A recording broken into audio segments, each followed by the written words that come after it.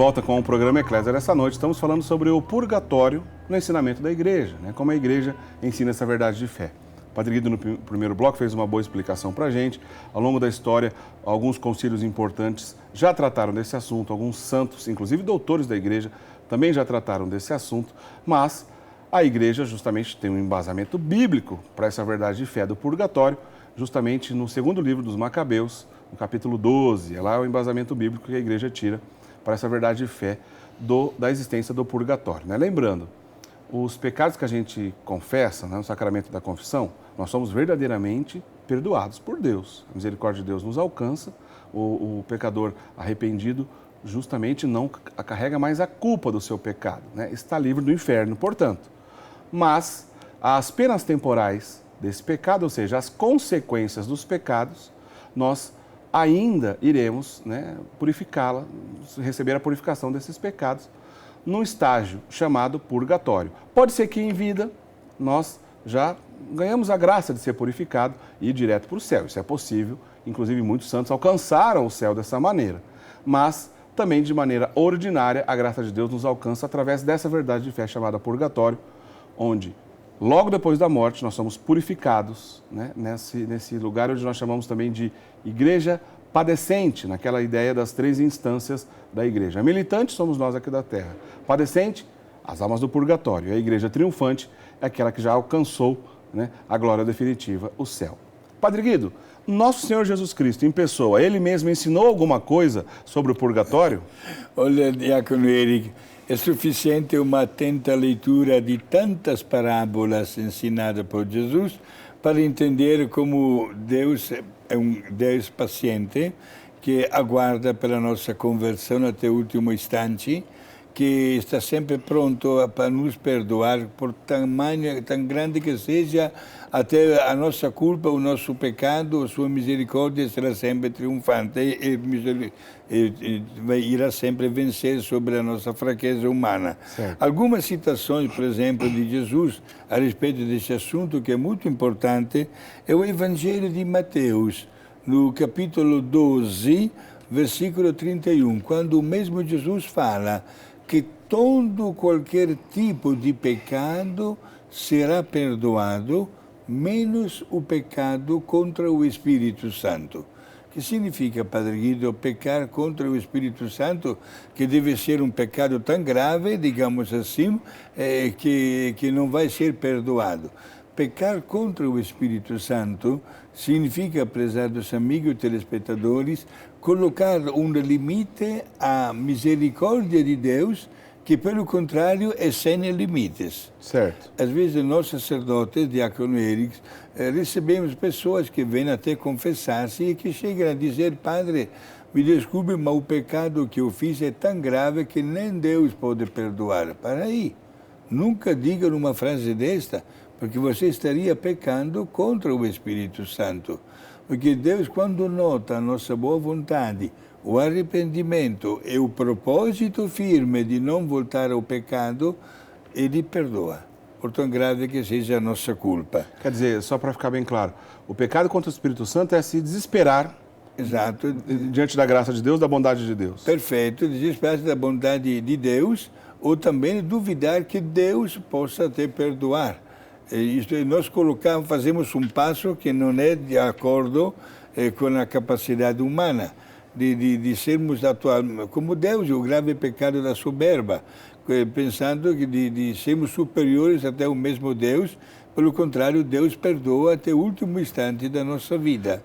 Não esqueçamos, né, na hora até da morte de Jesus, quando aquele criminoso que não tem nome no Evangelho, que nós chamamos de bom ladrão, apesar que nenhum ladrão é bom, né? Pois é. Mas este cara, quando soltou aquela frase, lembra-te de mim, quando chegar no teu reino, a resposta de Jesus foi imediata: hoje mesmo você estará comigo no céu. Padre Guido, nessa fala de Jesus, então, que o senhor acabou de explicar, está implícito uma ideia. Ora, geralmente a gente pode dizer assim: puxa vida, morreu tal pessoa. Nossa, mas a pessoa era muito, muito pecadora. Certeza que foi para o inferno. Primeiro que a gente não tem certeza de dizer isso. Exato. Segundo que, se todos os pecados podem ser perdoados diante de Deus, nós não temos condições de julgar em que condição aquela pessoa morreu. Perfeito. E é por isso ressalta essa importância do purgatório. É por aí, Padre? Sim, exato. E vamos destacar exatamente, mesmo com todas as dúvidas que podem passar pela nossa mente, é importante entregar o caso também na misericórdia de Deus. Certo. Nunca desconfiar.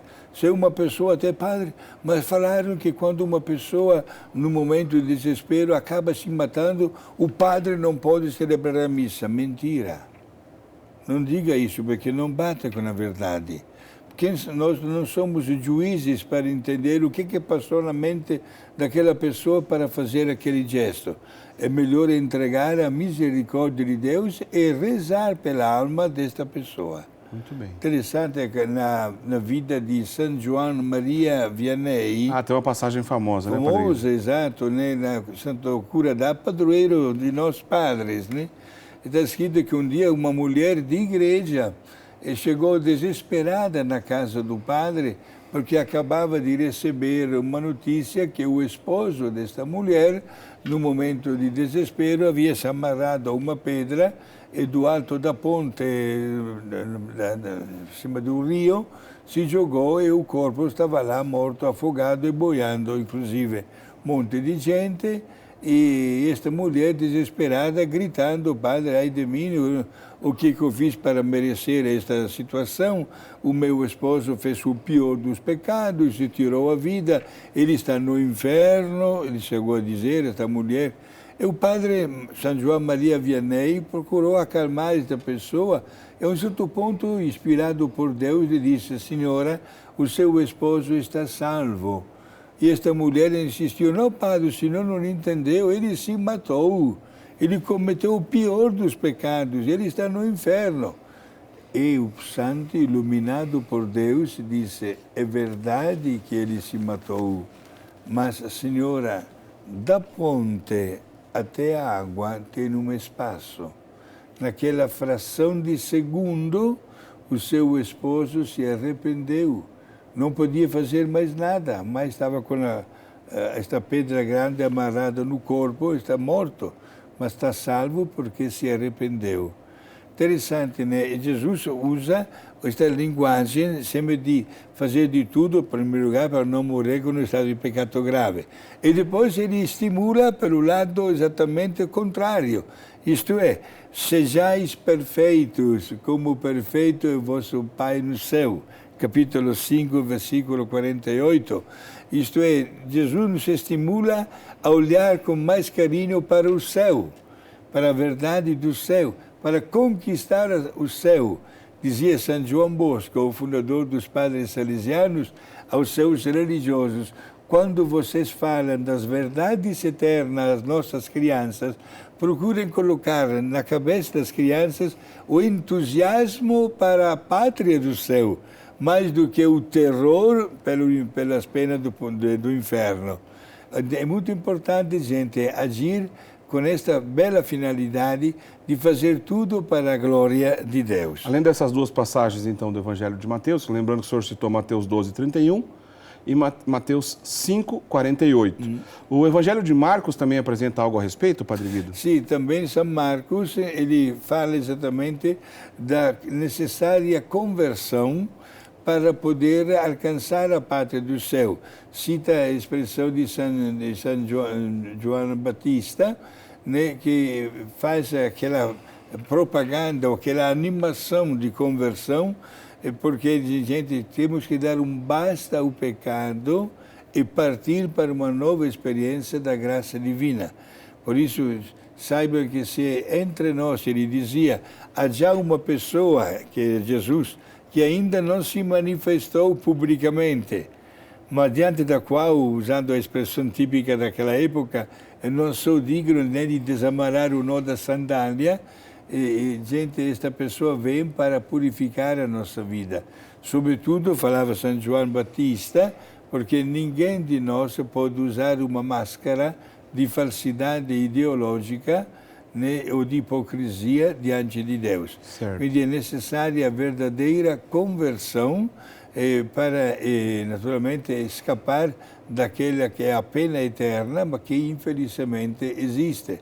Se nós pegássemos numa linguagem mais moderna, por exemplo, numa das aparições, me parece que foi no dia 13 de julho do ano 1917, em Fátima, Nossa Senhora, falando em português, inclusive, né, a Lúcia, Francisco e Jacinta, mostrou como um filme o inferno. Ah, é verdade, bem famosa essa parte. Exato. Essa passagem. E naquele dia, os meninos ficaram tão horrorizados que decidiram, logo após que terminou a visão, decidiram não contar para ninguém o que acabavam de ver. Só que, ao passo que Jacinta e Francisco, que eram criancinhas, 6 e 8 anos, à noite dormiram, irmãozinhos, dormiram tranquilos, na casa vizinha a menos de 50 metros, na casa da Lúcia, que estava com 10 anos. Lúcia não conseguia dormir. Se virava e revirava na cama. Naquela época os colchões eram feitos de palha, né? É verdade. Exato. E a mamãe, que dormia no quarto ao lado, percebeu. Se levantou a mãe e foi perguntar para a menina por que não está dormindo. O que aconteceu? Algo diferente? E aí terminou o segredo de crianças. E a Lúcia, com 10 aninhos, usou esta expressão falando da visão do inferno. Mãe, Nossa Senhora nos mostrou o inferno. E as almas que caem no inferno são parecidas às folhas das árvores, dos ramos, que caem quando chega o período de outono ou inverno. Uma frase muito pesada, pronunciada por uma criancinha de 10 anos, né? Portanto, a linguagem até de Jesus nos estimula a olhar para o alto, isto é, para sermos até otimistas nas coisas, fazer tudo para a glória de Deus. Ele vai nascer espontaneamente dentro de nós a rejeição de tudo que nos pode levar a criar uma distância com Deus. Para encerrar a questão dos evangelhos sinóticos que tratam disso, o que Lucas fala, Padre Guido? Lucas também, ele fala que haverá, mesmo diante das nossas dificuldades humanas, a presença de um advogado celeste que nos ajuda.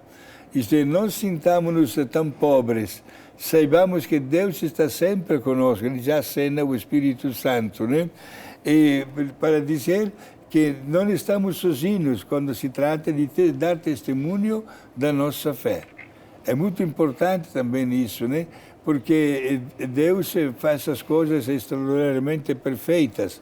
Ele sabe que, apesar dos nossos limites, somos capazes hoje de sermos melhores e diferentes de ontem. Por isso, até nas dificuldades, a expressão de Lucas, sereis entregues também a tribunais, e vos soprará nos ventos contrários na vossa vida. Há pessoas que vão vos condenar, mas não vos preocupeis. Será o Divino Espírito Santo que vai colocar a palavra certa, na hora certa e para a pessoa certa. Padre Guido, vamos então, né, conforme nós combinamos, entrar na questão das indulgências, né? A gente já falou disso em outras ocasiões, mas é sempre válido lembrar. Eu abri o bloco, aliás, o segundo bloco, lembrando, né, que toda vez que a gente se confessa, né, estamos livres da culpa. Não merecemos mais o inferno por causa daquele pecado, pois pedimos perdão a Deus, e Deus, na sua infinita misericórdia, diante de um pecador arrependido, perdoa os nossos pecados. Porém, as consequências desse pecado, as penas temporais desse pecado, é justamente no purgatório que nós vamos ser purificados desses pecados.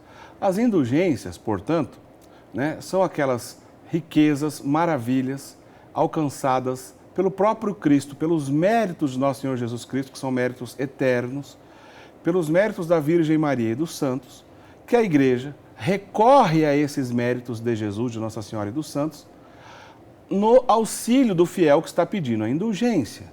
Então, a indulgência justamente é aquela condição que a Igreja concede em ocasiões especiais para que o fiel seja livre dessas penas temporais. E isso pode acontecer de maneira parcial ou de maneira plenária. Em muitas ocasiões durante o ano, é possível que a gente reze, né, a Deus nesse sentido, pedindo a indulgência plenária, por exemplo, para a gente mesmo. Vou dar aqui um exemplo. Durante a Quaresma, quando a gente reza a Via Sacra nas igrejas, é possível alcançar a indulgência plenária para a gente, né, para a gente mesmo.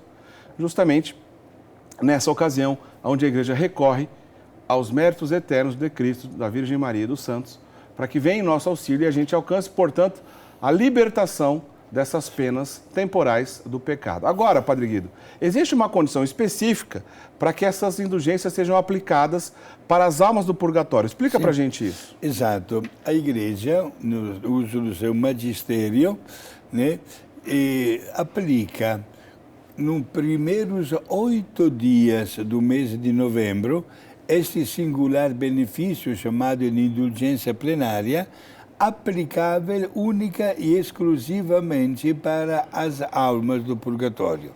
Trata-se do cumprimento de 5 itens que cada um de nós aqui na Terra pode fazer.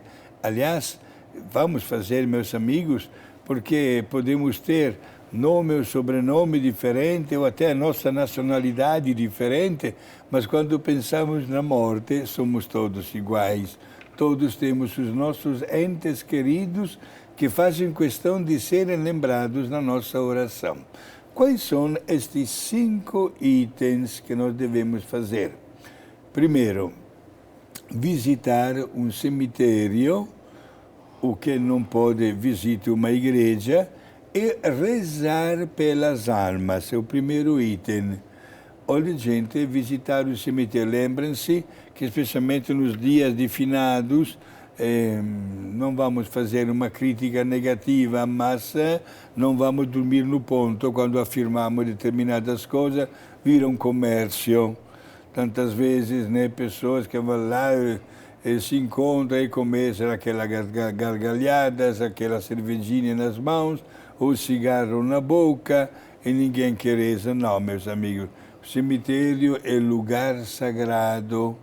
Portanto, visitar o cemitério e rezar pelas almas. Certo. Se uma pessoa não tem condições de ir caminhar no cemitério, pode visitar uma igreja e rezar pelas almas.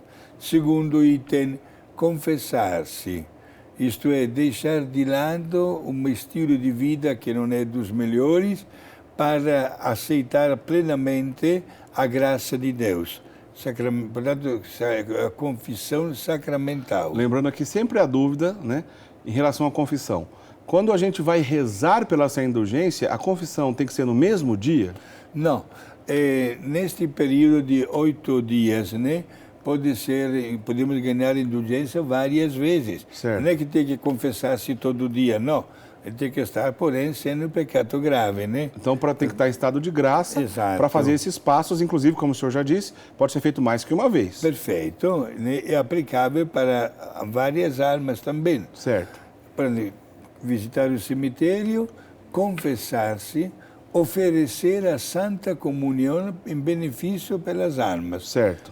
Saibam que os nossos mortos, se pudessem dar uma mensagem para nós que ficamos aqui na Terra, nunca estariam pedindo de ser lembrados pelas flores, pelos túmulos de granito ou de mármore de primeira qualidade, pelas velas, etc. Não, mas somente pela nossa oração. Certo. Porque a oração é em curta distância entre eles e Deus. Portanto, o presente espiritual do oferecimento da comunhão sacramental. Certo. Depois é rezar a nossa profissão de fé, o nosso credo. O credo, porque, meus amigos, nesta profissão de fé, nós renovamos a nossa fé e acreditamos também no valor da morte, como também no valor da ressurreição final e, como estamos falando também, no valor da comunhão dos santos. Certo. Nesse intercâmbio de benefícios, tá? E depois rezar uma Pai Nosso ou uma outra oração nas intenções do Santo Padre, o Papa. Veja bem que a Igreja não está pedindo ajuda especial, dinheiro também especial para uma outra finalidade boa e nobre, mas não. Na hora de repensar nos mortos, a Igreja usa este grande benefício fazendo com que cada um de nós tenha o alcance, possa alcançar isso, possa fazer de tudo para que uma alma que está sofrendo no purgatório possa de repente notar que se abre para ela a porta do céu. Bom, então para ficar bem claro, né, a partir do primeiro dia de novembro até o dia 8, esse é o período, né, que a igreja concede então às almas do purgatório as condições de lucrar a indulgência plenária, desde que nós, aqui na Terra, possamos rezar por elas da maneira que o Padre Guido falou. Não precisa ser só para uma alma, pode ser várias vezes nesse dia, especialmente se a pessoa vai na missa durante 8 dias, dá para rezar por 8 pessoas que já faleceram. Um ente querido da sua família, né? Alguma pessoa que você gostava muito que já faleceu. Padre Guido, e se a pessoa fala assim, olha, mas o ano passado eu já fiz essa oração pela indulgência plenária pelo meu ente querido, não tem mais ninguém da minha família para rezar. Deixa de rezar? Não, estava quase esperando por esta pergunta, Diácono Eric. Muita atenção no que eu vou dizer agora, gente. Quando se faz este benefício espiritual, se alcança este objetivo. Agora alguém poderia dizer, caso prático, já fiz o ano passado, posso fazer de novo? Pode, ninguém proíbe. Talvez se não foi feito com total fé, pode ser que hoje você tenha uma fé maior. Como também, gente, há pessoas que dizem, padre, vem cá, mas eu estou fazendo este benefício da indulgência para uma alma que, na verdade, não está no purgatório, já está no céu, vivendo para sempre com Jesus e Maria. Então, eu estou perdendo o meu tempo? De jeito nenhum. Se você aplica este benefício para uma alma que não está no céu, que não está, desculpa, no purgatório, porque já está no céu, Deus aplica o fruto do teu benefício para uma outra alma do purgatório mais necessitada. Como também no contrário, é bom que saibamos, se nós fazemos este benefício para uma alma que não está no purgatório, infelizmente resistiu à graça de Deus até o último instante da sua vida e está no inferno, portanto, eu não posso beneficiar essa alma que está no inferno. Então, Deus aplica o fruto do meu benefício espiritual para uma outra alma do purgatório mais necessitada. A gente está já encerrando o nosso programa, mas vamos rapidamente relembrar os passos. Bom, primeiro passo, então, para se lucrar a indulgência plenária aos fiéis defuntos, né? A igreja usa essa expressão, os fiéis defuntos, certo, ou seja, as almas do purgatório. Primeiro passo, Padre Guido, é visitar um cemitério, ou quem não puder, visitar uma igreja e rezar pelas almas. Certo. Segundo? O segundo, confessar-se. Olha que todos os sacerdotes, eu vi vários cemitérios, onde, especialmente no dia de finados, para cá e para lá, dentro do cemitério tem vários padres que atendem as confissões. É um costume belíssimo que não deve parar, exatamente. Muito belo. Eu me lembro dos meus anos que passei em Brasília, lá chamado de Campo da Esperança, o grandioso cemitério, e vários padres lá atendendo as confissões. Que bom que esse gesto. E confessar-se, portanto, deixar de lado o pecado. Deus atende aos meus pedidos só se eu tiver condições para que isso aconteça. Terceiro passo? Terceiro, oferecer a Santa Comunhão Eucarística em benefício das almas. Certo. Quarto, rezar com dignidade a profissão de fé, o nosso credo. E terminar com uma oração nas intenções do Santo Padre, o Papa. Essas condições se repetem toda vez que a gente vai rezar pelas indulgências plenárias, né? E também pelas parciais, elas se repetem, rezar pelo Papa, estar em estado de graça, ir à Santa Missa, o CREI e tudo mais. A novidade aqui é que a gente vai também rezar pelas almas, de preferência no próprio cemitério, que é o lugar de oração, né, Padre Guido? Exato. Então, só para ficar bem claro, a pessoa já se confessou, está lá no primeiro dia, faz todo esse processo, está em estado de graça para uma pessoa. No dia seguinte, não precisa se confessar de novo, está em estado de graça. Reza de novo pelas almas, oferece no cemitério, a comunhão. Oferece a sua comunhão pela segunda vez, etc. E você pode repetir isso até o dia 8, quem sabe povoando, né, mais ainda o céu com aquelas pessoas que a gente, né, são nossos entes queridos, nossos entes que já se foram e que a gente pode fazer essa maravilha por eles. Padre Guido, é sempre bom esse ensinamento, é sempre rico, presente e necessário, só que a gente não tem mais tempo, o senhor precisa por favor, nos dar a bênção para encerrar. Se dava somente um instantinho, Pois não? Na vida de Santa Teresina, do Menino Jesus, que ela recebia sempre a visita do Menino Jesus no colo. Um dia a Madre Superiora disse para Teresina: a próxima vez que te apareça um Menino Jesus, pergunta-lhe em meu nome quando é que mais almas do purgatório durante o ano vão para o céu. E Teresina, obediente, fez esta pergunta. Olha a resposta do Menino Jesus. Isto acontece de uma maneira especial 2 vezes ao ano. No dia de Natal, lembrando a minha chegada no mundo, e no dia de finados, dia 2 de novembro. Olha só. Essa é a resposta muito bela que o Menino Jesus deu, né? Rezemos pelas almas, meus amigos, e nos Pátria do Céu as almas rezam para nós. Para todos, meu abraço fraterno e a bênção de Deus, o Pai, Filho e Espírito Santo. Amém. Obrigado. Amém. Obrigado, senhor, Padre Guido. Esse assunto, como eu disse no começo do programa, a gente já tratou outras vezes aqui no programa Eclésia. Esse programa, em breve, estará disponível no portal da Rede Século XXI, rs21.com.br/programa Eclésia. E outros programas sobre esse assunto você vai encontrar lá também, com uma catequese parecida com o que a gente fez hoje. E também, não deixe de curtir a página do programa Eclésia no Facebook, né? Uma maneira da gente divulgar o nosso trabalho também através das redes sociais. Procure por Programa Eclésia lá no Facebook, não tem erro. Curta a nossa página, onde a gente divulga trechinhos de programas antigos.